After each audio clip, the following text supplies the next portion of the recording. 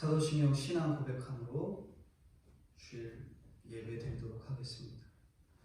전능하사 천지를 만드신 하나님 아버지를 내가 믿사오며 그 외아들 우리 주 예수 그리스도를 믿사오니 이는 성령으로 잉태하사 동정녀 마리아에게 나시고 본디오 빌라도에게 고난을 받으사 십자가에 못 박혀 죽으시고 장사한 지 사흘 만에 죽은 자 가운데서 다시 살아나시며 하늘에 오르사 전능하신 하나님 우편에 앉아 계시다가 저리로서 산자와 죽은 자를 심판하려 오시리라.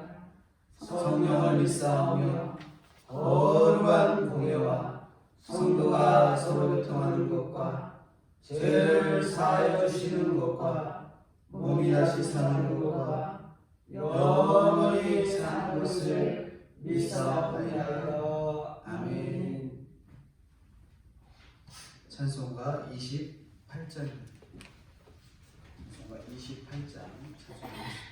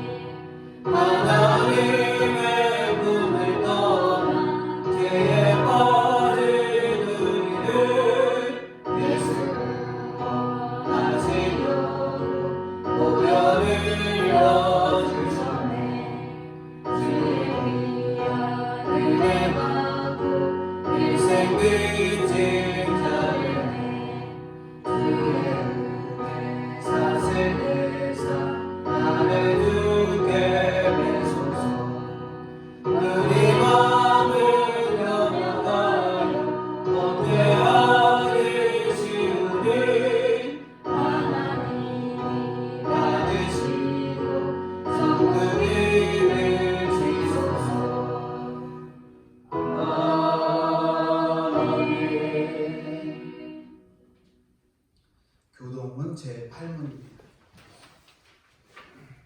시편 14편 주로 맨 뒤에 있습니다. 교동문 제8문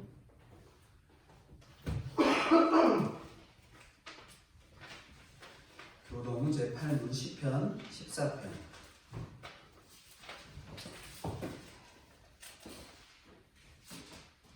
교동문 제8문입니다. 교독하겠습니다. 어리석은 자는 그의 마음에 이르기를 하나님이 없다 하는도다. 그들은 부패하고 그 행실이 가증하니 선을 행하는 자가 없도다. 여호와께서 하늘에서 인생을 굽어 살피사 지각이 있어 하나님을 찾는 자가 있는가 보려 하신즉 다 지쳐 함께 더러운 자가 되고 선을 행하는 자가 없으니 하나도 없도다. 죄악을 행하는 자는 다 무지하냐. 그들이 떡 먹듯이 내 백성을 먹으면서 여호와를 부르지 아니하는도다. 그러나 거기서 그들은 두려워하고 두려워하였으니 하나님이 의인의 세대에 계시느니라. 너희가 가난한 자의 계획을 부끄럽게 하나 오직 여호와는 그의 피난처가 되시도다. 이스라엘의 구원이 시온에서 나오기를 원한다. 여호와께서 그의 백성을 오로된 곳에서 돌이키실 때에 야곱이 즐거워하고 이스라엘이 기뻐하리로다. 아멘. 소유림답 67문입니다. 제 6계명이 무엇입니까? 제6계명은 살인하지 말라 하신 것이니라. 찬송가 338장.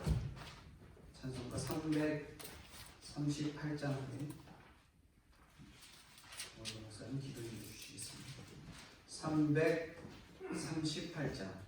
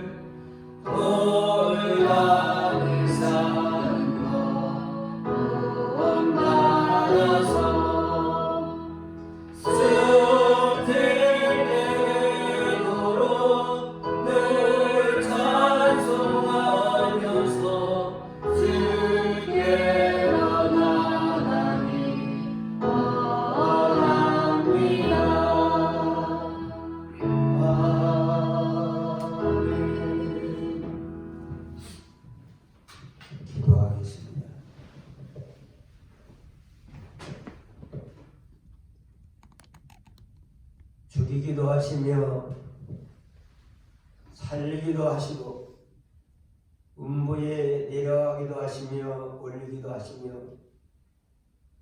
가난하게 하시고 부하기도 하시며 높이기도 하시며 낮추기도 하시는 하나님, 병든 자를 상하게 하게 하시다 치료하시는 하나님, 인간의 생사합을 주장하시는 하나님, 아버지 감사합니다. 오늘 거룩한 주님의 날을 허락해 주시고 하나님의 교회에 불러주셔서 하나님 앞에 예배를 드리며 하나님께 하나님을 섬길 수 있도록 은혜 주신 하나님 감사하고 감사합니다. 코로나로 말미암아 아버지 하나님 예배를 제대로 드리지 못하는 저희들입니다. 하나님 아버지께서 불쌍히 여겨주시옵소서.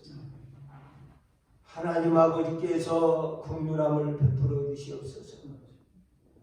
우리 인간이 하나님 앞에 아무것도 아닌 것을 깨닫게 해주시고 하나님을 두려워하며 경외하며 섬길 수 있는 저희들 다 되게 해 주시옵소서. 거룩하신 하나님, 저희를 택하여 주셔서 신앙의 열매를 맺어서 하나님을 기쁘게 해드리라고 우리에게 많은 은혜를 베풀어 주셨지만 아버지 하나님 열매를 맺지 못함으로 우리의 믿음이 자라나지 못하고 연약한 가운데 있사오니 불쌍히 여겨주시고 국률함을 베풀어 주시옵소서. 길가와 같은 밭, 돌적과 같은 밭, 가시떨기와 같은 모든 것을 다 제하게 해주시고 우리의 마음이 옥토와 같은 밭이 해서 온유하고 부드러운 마음이 되어서 하나님의 말씀을 받고 말씀대로 날마다 신앙의 열매를 맺어서 100배, 60배, 30배의 열매를 맺어서 날마다 믿음으로 하나님을 섬길 수 있는 저희들 다 되게 해 주시옵소서. 거룩하시고 자비로우신 하나님, 하나님께서 저희들 불쌍히 여겨주시옵소서. 아버지 하나님, 제 진로 가운데 있던 저희들을 예수님의 십자가의 피로 우리를 진로 가운데 구속하여 주셨사오니 아무리 세상에 어려운 풍파 시험이 있을지라도 항상 하나님을 두려워하며 하나님을 사랑하며 주님을 섬길 수 있는 저희들 다 되게 해 주시옵소서. 이 한 시간도 하나님의 종을 세워주셨사오니 말씀으로 저희를 가르쳐 주시고 그 말씀을 하나님의 말씀으로 받아서 하나님의 말씀을 생명으로 삼고 날마다 하나님의 뜻을 깨달아 순종함으로 믿음으로 살아갈 수 있는 저희들 다 되게 해 주시옵소서. 예수님의 이름으로 기도드리옵나이다. 아멘.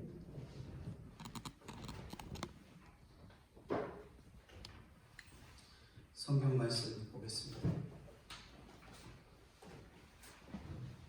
성경 말씀 마태복음 13장 47절입니다. 마태복음 13장 47절.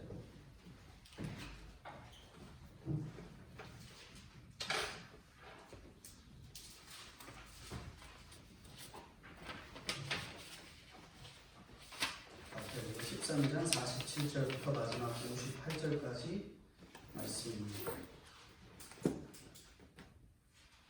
47절부터 58절까지 제가 읽게 드리겠습니다. 마태복음 13장 47절 제가 봉독해 드립니다. 또 천국은 마치 바다에 치고 각종 물고기를 모으는 그물과 같으니 그물에 가득함에 물가로 끌어내고 앉아서 좋은 것은 그릇에 담고 못된 것은 내어 버리느니라. 세상 끝에도 이러하시리라. 천사들이 와서 의인 중에서 악인을 갈라내어 풀무불에 던져 넣으리니 거기서 울며 이를 갈리라. 이 모든 것을 깨달았느냐 하시니 대답하되 그러하오이다. 예수께서 이르시되 그러므로 천국의 제자된 서기관마다 마치 새 것과 옛 것을 그 곳간에 내오는 집주인과 같으니라.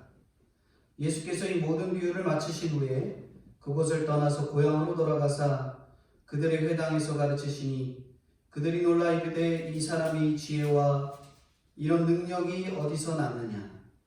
이는 그 목수의 아들이 아니냐? 그 어머니는 마리아, 그 형제들은 야고보, 요셉, 시몬, 유다라 하지 않느냐? 그 누이들은 다 우리와 함께 있지 아니하냐? 그런즉 이 사람의 이 모든 것이 어디서 났느냐 하고 예수를 배척한지라. 예수께서 그들에게 말씀하시되 선지자가 자기 고향과 자기 집 외에서는 존경을 받지 않으니 없느니라 하시고 58절 같이 보겠습니다. 그들이 믿지 않으므로 말미암아 거기서 많은 능력을 행하지 아니하시니라. 아멘.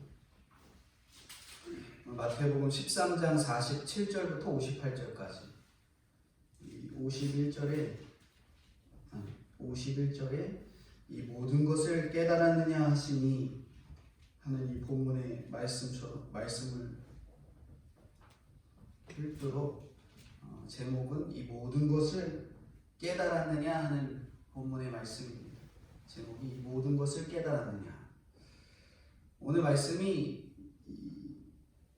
제자들이든 특별히 말씀을 듣는 사람의 오늘 성경을 읽는 사람에게든 깨달음에 대한 그런 귀한 교훈들을 허락해 주십니다. 우리가 잘 아는 이순신 장군의 유언은 뭐예요? 이순신 장군의 유언은 내 죽음을 알리지 말라는 내용이었고요. 영국의 유명한 이 제독, 넬슨 제독이라고 하는데 그 넬슨 제독은 죽을 때 유언했던 게 하나님께 감사한다.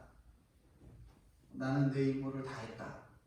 하고 이렇게 세상을 떠났다 합니다. 이순신 장군의 이 유언은 전쟁을 승리하기 위한 전략적인 유언이었다면 영국의 이 넬슨 제독의 이 유언은 하나님께 감사한다라는 유언의 내용이었죠. 이것은 천국을 아는 유무에 따라서 나타나는 이 유언의 차이입니다. 예수님께서 이 모든 것을 깨달았느냐 하실 때 우리가 과연 어떻게 대답하실 수 있을까요? 13장까지 천국을 깨달았느냐고 물으시면서 우리가 과연 정말 그렇습니다. 저는 천국을 깨달았습니다. 라고 대답할 수 있을까? 오늘 본문의 내용을 보면서 몇 가지 살펴보고자 합니다. 천국에 대한 깨달음을 몇 가지로 말씀해 주고 계시는데 첫 번째로는 천국에 심판이 있다는 것을 깨달아야 됩니다. 47, 48절입니다. 47, 48절 한번 읽어주세요. 또 천국은 마치 바다에 치고 각종 물고기를 모는 그물과 같으니 그물에 가득함에 물가로 끌어내고 앉아서 좋은 것을 그릇에 담고 못된 것은 내버리느니라. 네. 어부가 그물을 바다에서 끌어내면 그 다음에는 그 그물에 담긴 물고기를 하나씩 정리하죠. 그리고 좋은 것은 잘 담아두고 나쁜 것은 어떻게 해요? 다 내어버리죠. 하나님도 좋은 것과 못된 것을 그렇게 구별하고 계십니다. 그리고 49절 50절 같이 읽겠습니다. 세상 끝에도 이러하리라. 천사들이 와서 의인 중에서 악인을 갈라내어 풀무불에 던져 넣으리니 거기서 울며 이를 갈리라. 이 땅에서 좋은 것, 나쁜 것, 그게 무엇인가? 물고기로 볼 때 좋은 것은 물속에 잘 사는 것, 그리고 잡히더라도 맛있게 사람들에게 먹히는 것, 그것이 좋은 것이겠죠. 한마디로 쓰임받는 인생. 필요 없는 게 아니라 갖다 불에 태워 던지는 쓰잘데기 없는 인생이 아니라 즉 섬기는 인생, 필요한 인생, 도움이 되는 인생. 그게 바로 오늘날 저희들이 물고기와 같은, 물고기로 보면 이 좋은 것이죠. 그러면 반대로 나쁜 건 뭐냐면 물고기가 물이 없으면 못 사는데 물이 없는 그 환경으로 가는 것. 물이 없는 환경으로 가는 것. 물이 없으면 금세 먹히지도 못하고 죽어서 썩어버리죠. 그리고 다른 사람을 즐겁게 하지도 못합니다. 쓰임받지 못하는 인생. 그래서 죽을 수밖에 없는 비참함으로 가는 것이 심판인 것이죠. 그래서 이 땅에서 좋은 것, 나쁜 것은 하나님께 쓰임받는 인생. 나쁜 것은, 좋은 것은 쓰임받는 인생이고 나쁜 것은 쓰임받지 못하고 버려지는 인생이라 할 수 있습니다. 세상 끝에 의인 중에서 악인을 갈라낸다고 하시는데 우리가 과연 세상 끝을 경험했을까? 이미 그 시기가 세상 끝의 시기를 경험하고 있습니까? 아니면 지나가고 있습니까? 이미 경험했습니다. 심판은 반드시 있습니다. 우리가 독감을 걸리지 않기 위해서 예방주사를 맞잖아요.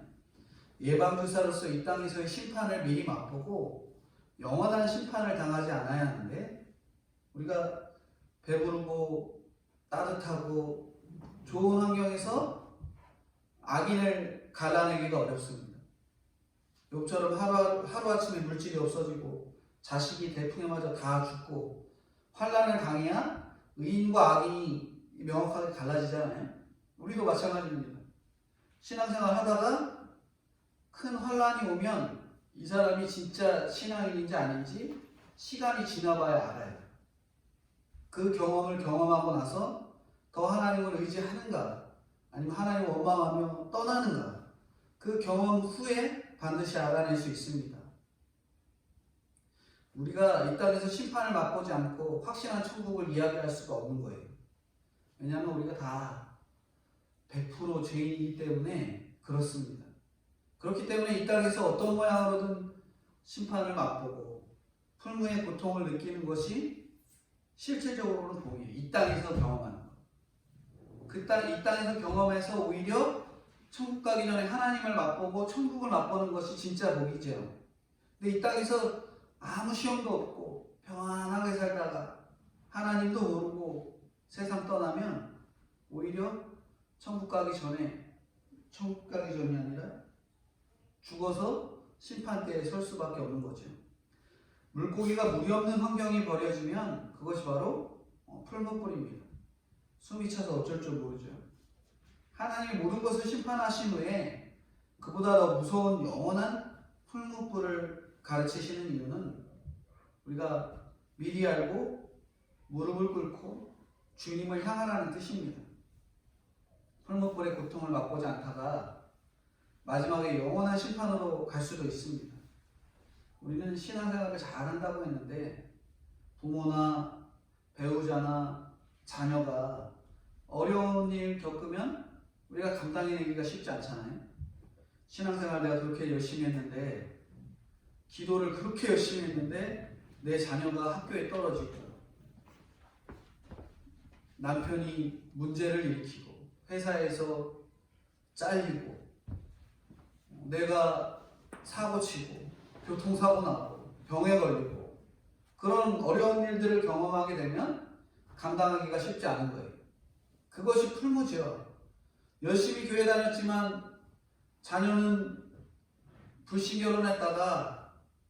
불신결혼한다고 하니 허락했다가 나중에는 무슨 일이 생겨요? 오늘 본문에는 50절에는 뭐라고 해요?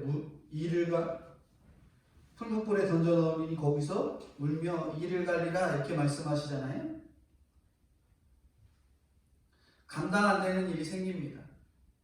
그러나 이때라도 돌아오면 감사하죠. 세상적으로 힘들고 고통스럽고 정말 죽을 것 같은 사건이 오더라도 내가 말씀에 돌아가고 예수님께 의지하고 주님 바라봐야겠구나, 주님께 돌아오면 감사한 것입니다. 심판당할 사람에게 심판이 있다고 이야기하는 것이 복입니다. 오늘 성경 읽으면 아무리 힘든 환경에 있다 해도 복된 날이 되는 거예요. 내가 고통스럽고 죽을 것 같아도 성경 읽고 주님 바라보면 그날이 복된 날입니다. 나의 경우 사건이 너무 힘겨워서 말씀을 보고 있다면 그것은 영원한 형벌을 면하게 하시는 하나님의 은혜인 거죠. 제가 군대에 있을 때 자꾸 군대 얘기를 많이 꺼내는데 그때 제일 힘든 경험을 많이 했었기 때문에 언급을 드리는데, 이 아파서 힘드니까 교통사고 때문에 화상을 입었는데 회복이 안 되니까 너무 힘들어서 고통스러우니까 원망하고 불평하고 힘들어하는 게 아니라 성경책이 눈에 들어와서 시간 나는 대로 성경 읽으면 또 잠이 오고, 또 성경을 읽으니까 자꾸 머릿속에 들어오는 불안한 마음, 불안한 감정들이 점점 사그라드는 그러한 경험을 했어요. 하나님이 저에게 주신 은혜죠. 그런 은혜를 깨달으니까 사건, 사고 후에 제가 이미 신학교에 다니고 있었지만 저의 계속 속에서 갖고 있었던 꿈이 군인이 되는 거였는데 그것마저도 하나님께 하나님께서 높게 하시고 결국 목회의 길로 들어서게 하셨던 거거든요. 하나님이 결국에 저에게 온 사건이 말씀을 보게 하고 주님을 향하게 하고 그리고 하나님을 도저히 부인할 수 없는 목회자의 자리에 서게 하는 것이 바로 저에게 주신 하나님의 은혜였던 겁니다. 이런 여러 사건들, 심판의 상황들, 그것들이 오늘날 저희들에게 귀한 깨달음이 있게 하시고 하나님을 알게 하는 귀한 도움이 되었다는 거죠. 오늘 저희들도 마찬가지입니다. 우리에게 주신 그 깨달음, 바로 주님을 향할 수 있는 아직 살아있을 때, 아직 이 땅에 있을 때 주님을 향할 수 있고 정말 어렵고 고통스러운 그 환경 속에서도 말씀에 눈을 뜰 수 있는 그러한 은혜들을 경험할 때 천국이 저희들에게 있고 귀한 깨달음을 얻게 되는 것입니다. 두 번째로 말씀하는 천국에 있는 이들에 대한 깨달음은 하나님의 창고에 있는 것을 잘 꺼내어 쓰는 거죠. 51절 52절입니다. 51절 52절 한번 읽어주세요. 이 모든 것을 깨달았느냐 하시니 대답하되 그러하오이다. 예수께서 이르시되 그러므로 천국의 제자된 서기관마다 마치 새 것과 옛 것을 그 곳간에서 내오는 집주인과 같으니라. 네. 내 사건을 말씀으로 잘 살피면 신구약의 진리를 마음껏 나눠주는 사람이 됩니다. 그러니까 제가 자꾸 군대에서 사고 난 얘기를 언급하는 것도 말씀으로 해석을 해야지 자꾸 세상 사람들 표현으로 죄수가 없어서 사고가 났네, 운이 없어서 교통사고가 나서 회복이 안 됐네, 군대에서 치료받으니까 그 꼴이 됐네, 자꾸 그렇게 살피면은 내가 살피는 그 말씀을 나눌 수가 없는 거예요. 옛 것과 새 것과 옛 것은 신약과 구약인데 집주인은 그저 곳간에서 꺼내주기만 하면 됩니다. 하나님이 주신 그것을 내가 성경 말씀으로, 하나님이 주신 사건들을 성경 말씀으로 해석하면 주변 사람들한테 필요한 것들을 잘 꺼내줄 수 있는 거예요. 내가 만드는 게 아니라 하나님이 만들어주신 환경의 사건들이잖아요. 그러니까 그걸 잘 기억해두고 머릿속에 입력해뒀다. 그런 어려움들, 힘든 사람들, 고통을 겪는 이들에게 잘 꺼내서 성경 말씀을 해석해주고 살피면 됩니다. 근데 비유를 깨닫지 못하면, 그러니까 내 사건을 말씀으로 끊임없이 살피지 못하고 해석하지 못하면 비유는 전혀 깨달아지지가 않는 거예요. 내가 깨닫지 못하는데 어떻게 성경을 남에게 꺼내서 나눠줄 수 있겠어요? 성경 66권 열심히 다 읽어도 그 진리를 나눠줄 수가 없는 거예요. 그냥 법전 읽어주듯이 성경 읽어주는 것밖에 안 되지 않습니다. 마태복음 13장 36절에 제자들이 비유를 설명해달라고 하니까 예수님은 설명하신 뒤에 오늘 말씀에 깨달았냐 물어보는 거예요. 비유로 말씀하신 다음에 깨달았냐 하는 거예요. 제자들은 어리석어도 모르면 물어보니까 계속 예수님이 알려주시잖아요. 자꾸 잊어버리니까 끊임없이 비유와 크고 작은 사건으로 저희들을 길러주시고 키워주십니다. 근데 지도자나 기득권층은 비유를 들어도, 특별히 사건이 와도, 사건 이적이나 기사를 듣고 보아도 깨닫지 못하는, 눈앞에 모든 것들을 경험해도 깨닫지 못하는. 깨닫지 못하면 또 뭐 해야 돼요? 제자들은 깨닫지 못하니까 예수님한테 물었다고 그랬어요? 안 물었다고 그랬어요? 물었다고 그랬잖아요? 물어봤잖아요.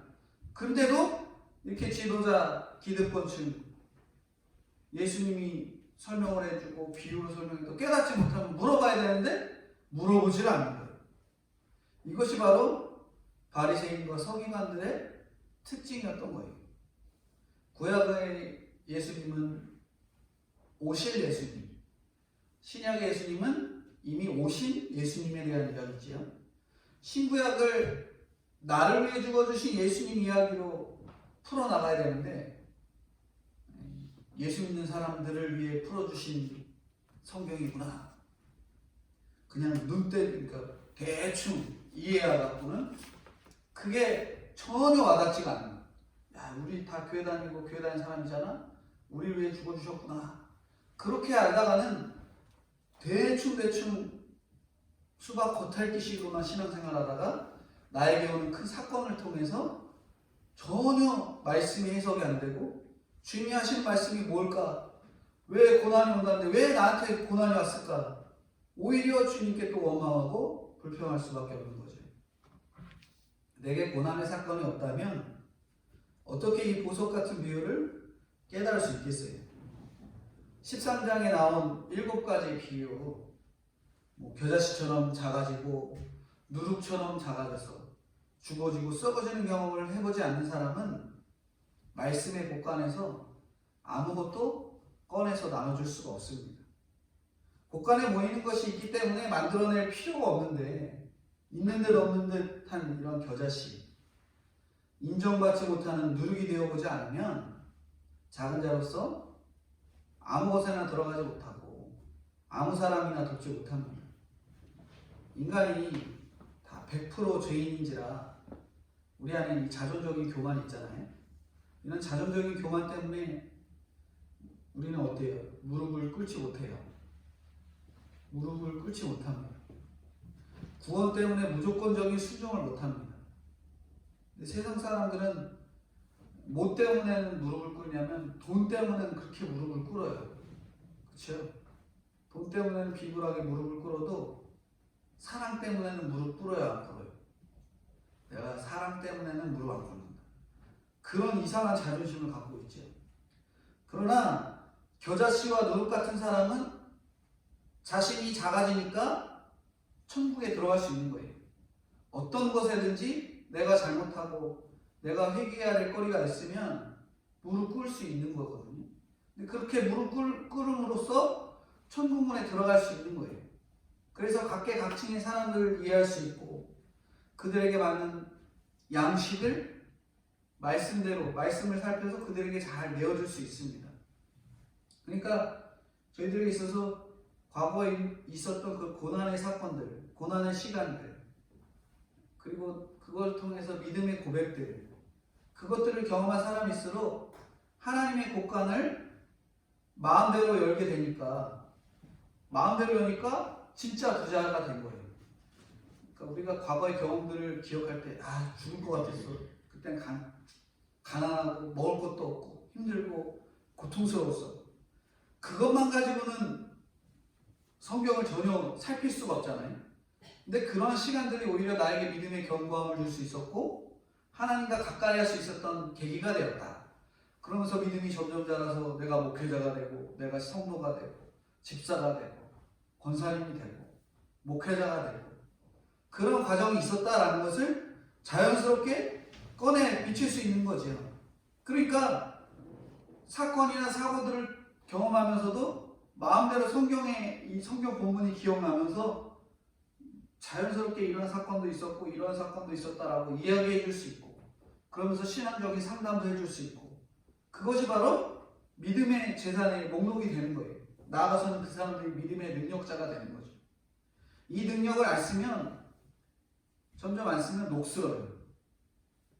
그러니까 안 쓰면 녹슨다는 얘기가 뭐냐면 구원을 위해 열심히 써야 되는데 그냥 나만 간직하고 있으면 녹슨다라는 거예요. 특별히 과거의 그런 경험들, 신앙적인 경험들, 오히려 하나님과 가까워졌던 시간들 그것들을 우리가 낱낱이 기록해 놔야 돼요. 그리고 매일 나는 오늘 말씀 이걸 읽었는데 이 본문 읽었더니 그날 이러한 사건들이 왔고 그러한 사건들을 이 말씀을 통해서 이렇게 해석을 했다 하는 것들이 그냥 그날 딱 지나가고 머리에 스치듯 지나가는 게 아니라 늘 기록하고 생각하고 그걸로 인해서 적어두고 그 적어둔 것으로 인해서 언제든지 다른 사람이 시험이 오고 어려운 고통의 경험들을 경험할 때 내가 언제 이런 성경을 받고 나는 이런 사건이 있었고 그 성경을 이렇게 살펴보는 귀한 계기가 됐다라고 자연스럽게 꺼내주는 그런 귀한 재산이 됩니다. 내 재산 목록으로만 두지 말고 여러 가지 사건이 날 때마다 어려운 일들이 일어날 때마다 해석이 되면서 곳곳에 써 나갈 수 있는 거예요. 그렇기 때문에 우리가 신앙적인 재산 목록들을 잘 기록해 둬야 됩니다. 매일 성경 읽는 것, 그리고 성경 읽고 그것을 기록해 두는 것, 그리고 그날 사건이 이 말씀으로 살펴봐졌더라는 것, 그것이 굉장히 중요하다는 거예요. 그래서 저희 교회는 뭐 다른 거 아니지만 2달에 한 번씩 나오는 큐티책 나눠드리잖아요. 근데 거기에다가 매일 말씀을 묵상하고 살피고 읽고, 그리고 사건들이 있으면 기록하고, 그것들을 그 성경 본문과 함께 살피는, 그래서 자꾸 저희들의 그 신앙적인 목록들, 특별히 신앙적인 믿음의 부자로서의 기록들, 그것들을 잘 기록해 두어서 언제든지 복음의 도구로 잘 남겨두는 것, 그것이 굉장히 중요합니다. 좋은 무기가 있는데 맨날 안 쓰고 맨날 맨주먹으로 상대에다가는 총든 사람하고 싸울 때 나는 맨주먹으로 싸우다가는 어떻게 돼요? 싸울 수가 없는 거예요. 그냥 내가 지는 거죠. 총든 사람하고 맨주먹하고 싸우면 누가 이기겠어요? 뻔하죠. 총든 사람이 이기겠죠. 우리가 갖고 있는 무기를 잘 갖고 그것을 가지고 복음의 도구, 내 신앙의 도구로 잘 쓸 수 있는, 그래서 곳간에 쌓인 그것들을 하나님의 도구로 잘 쓰일 수 있는 저희들이 다 되어야 되는 것입니다. 하나님의 창고 열쇠는 무엇인가? 그것은 앞에서 말씀드린 것처럼 이어지듯이 나에게 있어서는 힘든 사건들인 거예요. 힘든 사건들이 저에게 있어서는 열쇠입니다. 힘든 사건을 통해서 하나님의 곳간을 열고, 슬픈 사람에게는 위로를, 교만한 사람에게는 겸손을 꺼내주고요, 거짓된 사람에게는 정직함을, 어리석은 사람에게는 지혜를 꺼내주는 그러한 저희들이 되어야 됩니다. 어릴 때부터 말씀으로 이렇게 쭉 자라면 청소년 시절, 대학 시절에 딴 길로 가더라도 다시 주님께 돌아오는 귀한 시간이 돼요. 그리스도의 심장으로 가르치는 하나님의 교사, 하나님의 종이 있을 때 뒤집어지는 역사가 일어나기도 합니다. 그래서 말씀을 잘 따르는 지도자가 나오면 나라가 바뀌는 거예요. 개인 구원이 나라를 바꾸는 겁니다. 구원의 확신이 있는 사람들이 교회와 집안과 나라를 바꾸는 거예요.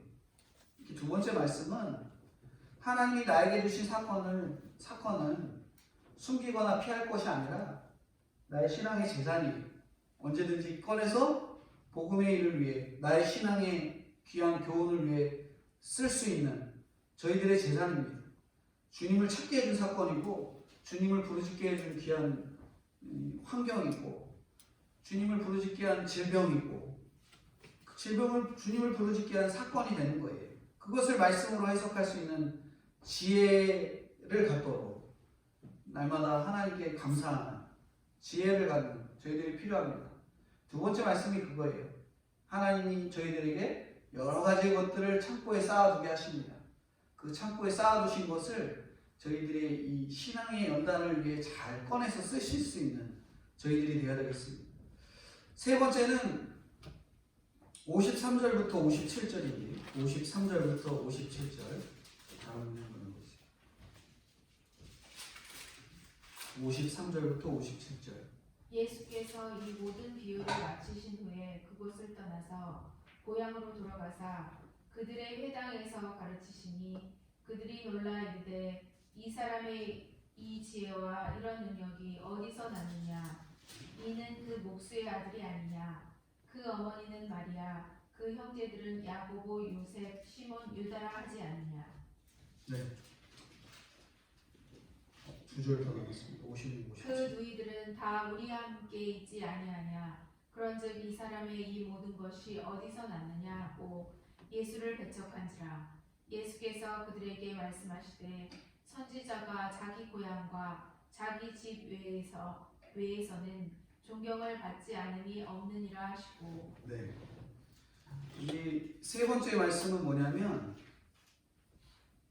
예수님께서 지극히 인간적인 그러한 부분들을 보는 바리새인과 서기관들의 내용입니다. 근데 이 53절부터 57절은 그 사람들이 깨닫지 못하는 부분들을 말씀하는 거예요.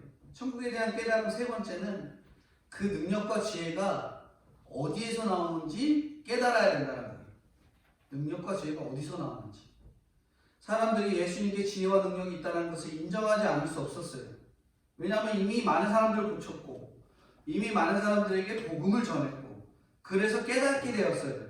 근데 놀라서 받아들이는 것이 아니라 놀라서 거절하는 거예요. 만인 앞에서 사실로 나타난 것을 인정하고 믿으면 되는데 의아하게 생각하는 거예요. 그들 안에 이미 고정관념과 편견으로 해석하니까 그것들이 해석이 안 되고 바라봐주지가 않는 거예요. 주님의 능력에 행하면 행할수록 다른 길로 가는 거예요. 전혀 새로운 가르침이라면서 내가 살아가는 길인데도 굳이 배척했습니다. 왜 이들이 놀라서 거절했을까? 듣고 보아도 단 한 번도 겨자씨가 되어보지 않았기에 설득이 되지 않고 무시가 되는 거예요. 저게 겨자씨를 나에게 주는 귀한 겨자씨구나. 그것을 믿음으로 잘 받아서 열매를 맺고 귀한 이 새들이 깃드는 귀한 장소가 되어야 되는데 그게 겨자씨라고 여기지도 않고 좋은 씨라고 여기지도 않고 받아들이지가 않는 거예요. 그러니까 무시가 되는 거죠. 그러면서 하는 게 뭐냐면 너 지혜 있네, 능력이 있어 하면서 결국 자기 것으로 받아들이지 않는 거. 인정하는 것 같지만 절대 인정하지 않는 거죠. 55절에 목수의 아들이 아니냐 그렇게 말하잖아요. 그 엄마가 왜 처녀가 임신한 마리아 아니냐, 형제는 야고보, 요셉, 시몬, 유다가 아니냐 이렇게 하는 거예요. 능력이 있어도 이해가 안 되는 거예요. 엉뚱한 걸 바라보는 거죠. 말씀을 전했더니 엉뚱한 소리 하는 겁니다. 딴 소리 하는 거예요. 친하면 친할수록 뭐예요? 우리는 난 쟤 잘 알아, 제 부모 다 알아 하면서 저희 안에 있는 본능적인 선입견으로 바라보는 거죠. 친하다고 해서 예수님의 구세주의심을 다 아는 게 아니잖아요. 그래서 모태신앙이 굉장히 위험이 거기 있습니다. 모태신앙이라면서 예수님 믿는 데에 대한 놀라움과 감격이 있는가? 맨 어려서부터 말씀 들었다 보니까 다 알아. 어려서 들었어. 나 읽었다고. 나 성경 수십 번 읽었어. 하면서 우리가 살아가고 있지 않은가 생각해 봐야 됩니다. 구원받았으니까 예배드리는 거 별로 중요한 거 아니야. 난 예수님 믿는 게 중요한 걸 잘 알고 있어. 예배 같은 거 중요한 거 아니야. 그렇게 오히려 이 잘못된 곁길로 가는, 잘못된 판단을 하게 되는, 그리고 잘못된 신앙의 길로 가게 되는 이 결과들을 얻게 될 뿐입니다. 58절에 믿음이 있다면 능력을 볼 수 있지만 예수님이 목수의 아들로만 보면 능력을 알 수 없는 거예요. 마리아 아들로 아는 것으로, 그 마리아의 아들이라는 것으로도 안 되는 거예요. 그 형제가 야고보, 시몬이라고 알고 있기 때문에 이렇게 배척을 하는 것입니다. 우리가 잘 알고 있는 에디슨 같은 경우는 나는 실패한 적이 없다. 그리고 뭐라고 말하냐면 다만 내가 원하지 않는 대로 일이 되는 1000가지 방법을 알고 있다. 이렇게 말하죠. 네. 되는 1000가지 방법이 아니라 안 되는 1000가지 방법을 배워서 결국 성공했다라는 것을 말하죠. 난 고향에서 배척받았다. 그런 말 하지 말아야 되는 겁니다. 배척받을 수는 있지만 나의 신앙적인 탁월함과 나의 신앙적인 하나님과 늘 함께하는 그러한 시간들을 통해서 그러한 사람들의 그러한 배척에도 압도할 수 있는 그러한 차별이 있어야 돼요. 얼마든지 그런 일이 될 수 있습니다. 무엇으로 가능하냐면 바로 믿음으로 가능한 거예요. 믿음으로 될 수 있어요. 예수님이 배척받았는데 예수님은 조금도 흔들리지 않으시고 복음을 전하셨고 그걸로 인해서 많은 사람들이 구원의 은혜를 경험할 수 있었던 거잖아요. 우리가 세상적으로 표현하면 돈 없어서 못한다. 그런 말 그만해야 됩니다. 나는 학벌이 안 돼. 나는 세상적으로 차별당해. 그런 말 하지 말고 세상적인 박해와 배척을 받아도 믿든 안 믿든 말씀으로 전해야 됩니다. 그럼 하나님께서 역사하신 거예요. 부족한 저를 하나님의 종으로 쓰신 것처럼 주님께서 우리도 각자의 환경에서 특별하게 탁월하게 사용하실 줄 믿고 신앙생활에 나와야 됩니다. 고향 사람들이 배척을 해도 그들이 믿고 안 믿고는 내 노력 여하가 아니라 오로지 하나님의 뜻 안에 담겨져 있잖아요. 하나님의 뜻 안에 담겨져 있기 때문에 우리는 내가 맡은 자리에서의 내 역할을 최선을 다하는 거예요. 어떤 상황에서도 하나님에 대하여 알려주기만 하면 언젠가는 하나님께서 역사해 주시지 내가 어떻게든 해보겠다. 내가 어떻게든 해보겠다 하는 게 무엇일까 생각해 봤는데 다른 건 없고 부모로서 자녀들을 좀 어떻게 해보겠다라는 생각을 제일 많이 하게 되더라고요. 자녀한테 그래서 이거 해라 저거 해라. 이때는 이렇게 해야지 저 때는 저렇게 해야지. 계속 안 되는 것만 이야기하고 가르치려고 만드는 그런 모습들이 있더라고요.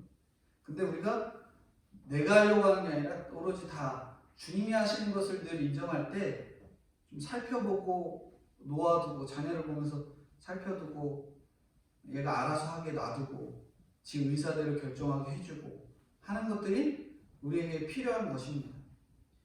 그렇기 때문에 배척받는다는 원망을 그만해야 됩니다. 우리 이 땅에서 환경을 순종하면서 걸어가기만 하면 되는 거예요. 어떤 사람들은 사랑이 에너지와 힘의 원천이라고 주장하는데 사랑이 물론 상당히 힘이 있잖아요. 하지만 알다시피 인간의 사랑에는 한계가 있죠. 사랑으로 다 할 수 없습니다. 참된 지혜와 능력은 내가 아무것도 할 수 없다는 것을 아는 거예요.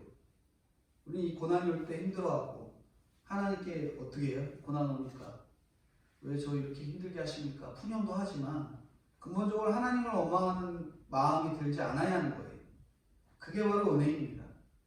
처음에는 푸념하고 싶은 마음이 들더라도 하나님이 결국에는 해결해 주실 것을 믿는 그러한 은혜. 내가 아무것도 할 수 없기 때문에 인간 최고의 감정, 사랑도 미움도 아닌 하나님 앞에 회개하는 마음을 갖고 나아가시는 저와 성도님들이 되어야 될 것입니다. 학벌과 외모와 성품과 이런 여러 가지 이런 갖춘 것으로 사람을 판단하고 은혜를 받아야 할 때서 은혜를 못 받고 우리가 그런 것들로 인해서 은혜를 못 받고 있지 않은지, 나는 왜 이렇게 열심히 하는데도 결과가 좋지 않은지, 열심히 주변에 복음을 전하는데도 왜 믿지 않는지, 그리고 나는 열심히 살려고 하는데 왜 또 이런 질병 주셨는지, 은혜 받아야 할 그 상황들을 거꾸로 은혜 안 받고 주님 원망하고 불평하고 떼쓰고 하는 저희들이 아니라 날마다 주님이 주신 그 환경에서 예수님이 주변 사람들에게 배척받았지만 예수님이 왜 나 이런 말도 안 되는 놈들 사이에 보내셨습니까? 하는 게 아니라 끝까지 복음을 들고 하나님의 종의 역할을 감당하셨던 것처럼 주님의 일에 헌신하시고, 믿음은 내가 하는 게 아니라 주님이 보내주신 환경 속에서 내 것을 끝까지 하나님의 일로 감당해내는 일임을 깨닫고 나아가는 저와 성도님들이 되어야 될 것들을 말씀해주고 있습니다. 오늘 3가지로 말씀드렸는데, 천국에는 심판이 있다는 것, 결국에는 하나님이 분명히 나누시고 걸러내시는 과정이 있다는 것, 두 번째는 하나님의 창고에서 나에게 주신 그 모든 것들을 하나님의 도구로 잘 꺼내 쓰라는 것, 주님이 주신 깨달음의 이 경력들을 잘 창고에 쌓아뒀다가 복음의 일이든지 또 다른 환난과 고통의 경험 가운데서도 그것을 잘 꺼내 쓰는 저희들이 돼야 되고, 마지막 능력과 지혜가 어디서 나오는지, 사람을 안다 하지 말고 오로지 주님을 믿음으로 알아서 그 연단 가운데서 하나님 앞에 바로 서고 시험과 환난 속에서도 사람 보지 아니하고 하나님 바라볼 수 있는 진정한 지혜와 능력이 날마다 쌓여가시는 저와 성도님들이 다 되어야 될 것들을 말씀해주고 있습니다. 기도하겠습니다. 거룩하신 하나님 아버지, 오늘 이 귀한 말씀을 주셔서 말씀을 깨달았다면 저희들에게도 동일한 심판이 있음을 깨닫는 저희들 되게 주시옵소서. 이미 심판이 임해서 풀무불에서 이를 갈고 있다면 빨리 나오는 저희가 될 수 있도록 날마다 하나님께서 주신 그 환경 속에서 헤어나오는 믿음의 준비가 되는 저희가 될 수 있도록 인도하여 주시옵소서. 고난의 풀무에서도 하나님께 원망하지 않고 그 고난을 귀한 믿음의 열쇠로 삼아서 하나님의 천국 창고를 여는 저희들이 되게 하시고 모든 지혜와 탁월한 믿음이 능력이 되어 하나님께 나올 수 있는 저희들이 될 수 있도록 인도해 주시옵소서. 고정관념으로 인해 예수님을 배척한 고향 사람들처럼 믿음이 아닌 외모로 환경으로 사람을 차별하고 판단하는 말을 하지 않게 하시고 재산이나 학벌이나 능력이 아닌 고난 가운데서도 말씀을 깨닫는 하나님이 보이는 주님이 깨달아지는 저와 성도님들이 될 수 있도록 은혜로 함께하여 주시옵소서. 특별히 저희 나라를 불쌍히 여기사 하나님의 성도들을 하나님 예배를 사모하는 자들을 더욱더 믿음의 연단의 과정들을 허락해 주신 것 하나님 감사합니다. 하지만 특별히 이 코로나 바이러스로 인해 마음은 하나님께 향해 있고 예배드리고 싶은 간절함은 있지만 정말 드리지 못하는 그 환경에 있음을 하나님 아버지 앞에 울부짖는 저희들이 되게 하시고 그냥 하루 지나고 또 한 주 지나고 또 한 주 지나며 주님을 흘려보내는 저희들이 되지 않게 하시고서 날마다 주님 부르짖고 울부짖어 주님 앞에 준비되어 예배를 사모하고 주님을 사모하고 하나님 나라를 사모하는 진정한 그리스도인들로 준비될 수 있도록 은혜로 함께하여 주시옵소서. 특별히 차별금지법과 낙태법이 저희 대한민국에 통과되지 않도록 주님 은혜로 함께하여 주시고 저희 안에서 복음을 가려주는 세상의 법들이 세워지지 않도록 날마다 믿음의 선자들이 눈물로 기도하며 하나님 아버지 앞에 엎드려지는 저와 성도님들 될 수 있도록 주님 은혜로 함께하여 주시옵소서. 감사드리옵고 거룩하시고 은혜가 풍성하신 예수 그리스도의 이름 받들어 기도드리옵나이다. 아멘. 광고 말씀 잠깐 드리면 기도하기, 성경 읽기, 전도하는 일에 힘쓰시고요. 국가를 위해, 교회를 위해, 성도님을 위해서 꼭 기도에 힘써주시면 감사하겠습니다. 기도의 시간이 많으셔야 돼요. 예배에 참석하지 못했다면 오히려 기도의 시간을 더 많이 가지시고 성경 읽는 시간 더 많이 가져주셔서 예배를 사모하지 못했던 저희들의 불쌍한 마음 하나님께서 불쌍히 여겨주셔서 오히려 이런 온라인이나 하나님께 드려지는 이 시간들이 정말 준비되지 못했고 예배를 사모하지 못했던 저희들이 회개하는 시간이 되게 시간이 되어야 되겠고요.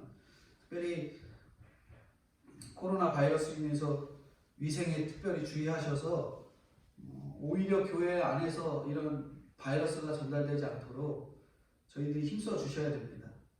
최근에 많이 언론에서 종교 집회로 인해서 다른 사람들에게 이 바이러스가 전달돼서 정말 교회가 어렵게 되는 그런 상황들이 있는데 저희가 저희 개개인 특별히 주변 사람들에게 피해를 입히지 않도록 개인적인 마스크 착용이나 손 세정하는 것들이나 이것들을 잘 힘써 주셔서 교회로 인한 복음을 가리는 일들이 없도록 예배의 방해가 되지 않도록 힘써 주시는 저희들이 다 되어야 되겠습니다.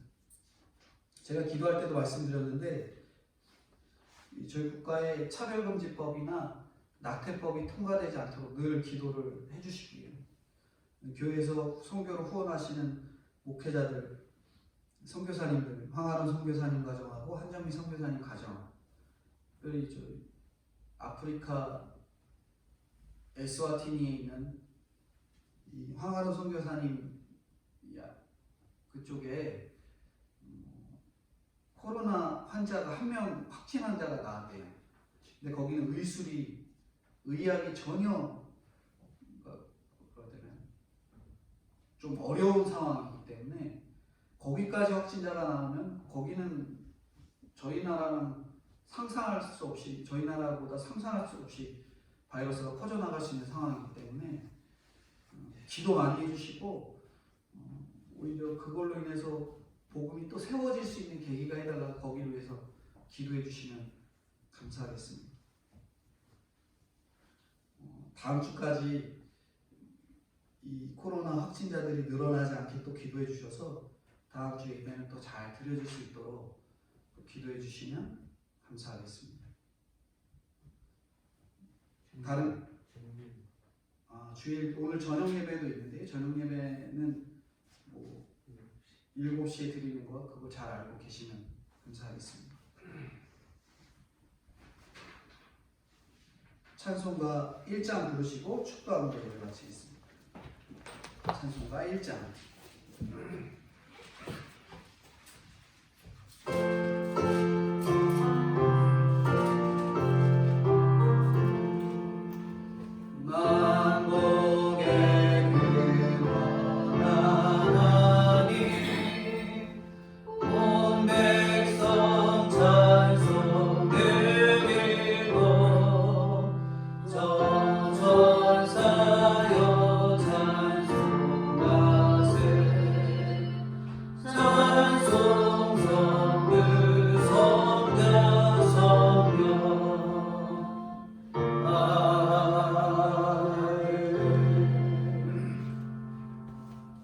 지금은 우리 주 예수 그리스도의 은혜와 아버지 하나님의 무한하신 사랑하심과 성령님의 교통하신 은혜와 사랑이 특별히 저희 하나님의 귀히 사랑하시는 동심교회와 나아가 믿음으로 깨닫기를 날마다 갈구하는 저희 동심교회 성도님들의 머리 위에 영원토록 함께 계실지어다. 아멘.